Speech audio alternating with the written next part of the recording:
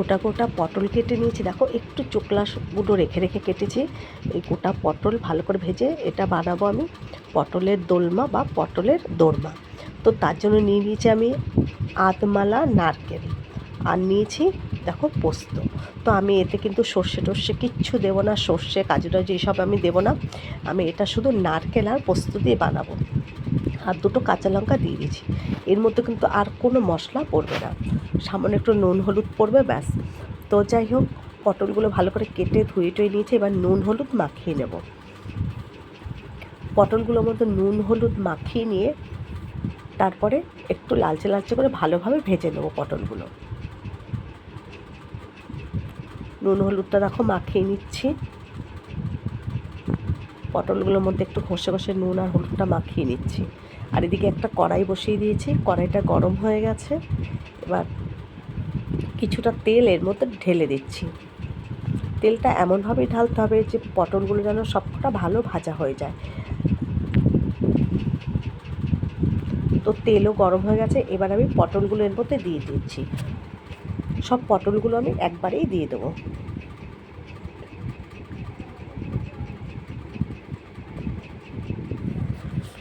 পটলগুলো সব দেওয়া হওয়ার পরে ভালো করে নেড়ে চেড়ে ঢেকে ঢেকে পটলগুলোকে সব ভেজে নেব।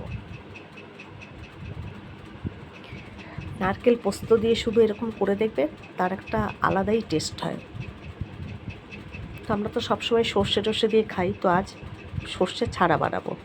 তো যাই হোক, দেখো অল্প জল দিয়ে আগে পোস্ত আর নারকেলটা একটু গুঁড়িয়ে নিয়েছিলাম, অল্প জল দিয়েছিলাম, দিয়ে এরকম অবস্থায় হয়েছে। এখন আবার একটু জল দিয়ে একদম মিহি একটা পেস্ট করে নেব। তো দেখো পটলগুলো আমার ভাজা কিন্তু হয়ে গেছে। এই যে দেখো, প্রত্যেকটা পটল আমি ভালো করে ভেজে নিয়েছি। এবার তেলটা একটু ছেঁকে ছেঁকে পটলগুলোকে সব তুলে নিচ্ছি।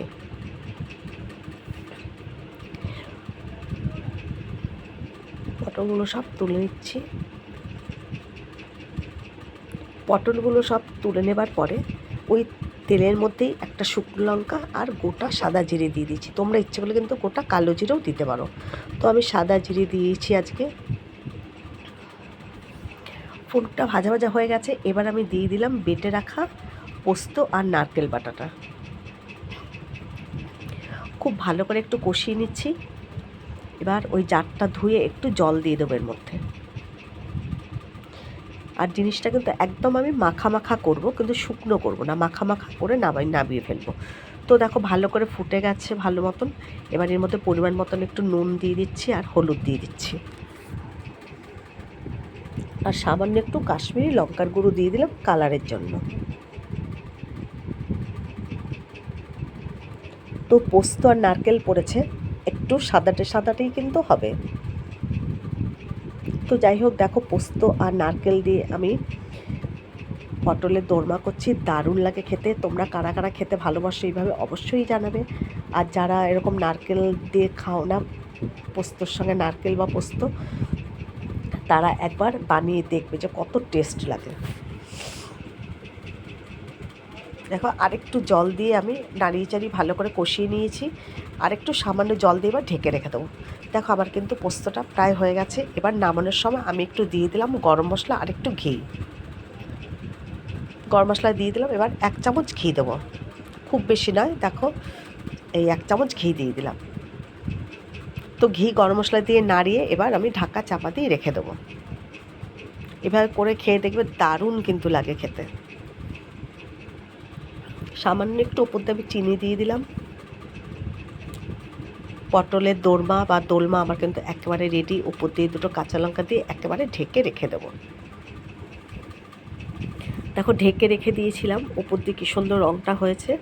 এবার আমি একটা থালার মধ্যে ঢেলে নেব। তো কড়াইটা আমি নামিয়ে নিয়েছি।